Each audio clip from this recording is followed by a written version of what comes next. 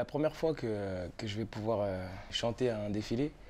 J'aime beaucoup ce concept qui est assez proche de l'album que je fais qui s'appelle Gentleman 2.0.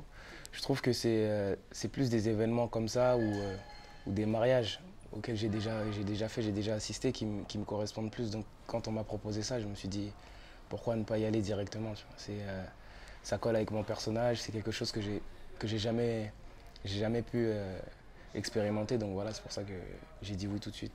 La femme, c'est le plus gros point commun qu'il y a entre l'album et la Casa Fashion Show. Je parle beaucoup mon album s'adresse beaucoup aux femmes. Et, euh, et dans ce défilé, on représente beaucoup les femmes, la femme marocaine, comme ils l'ont dit même en particulier. Donc c'est je pense que c'est le plus gros point commun qu'il y a. Après,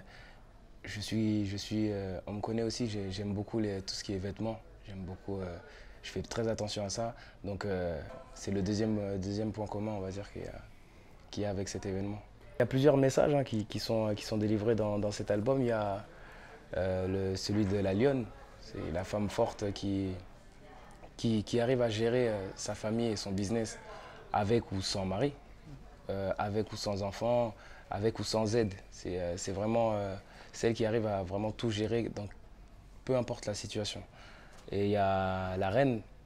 La reine, c'est différent, c'est plus différent, c'est plus l'homme qui arrive à l'élever, qui fait le nécessaire pour l'élever, elle, au rang de reine.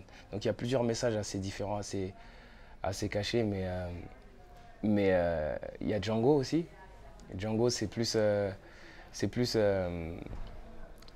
je me mets dans la position de celui qui veut se marier avec une femme, mais ce qui arrive assez souvent, c'est que les parents ne soient pas d'accord. Les parents ne sont pas d'accord pour X ou Y.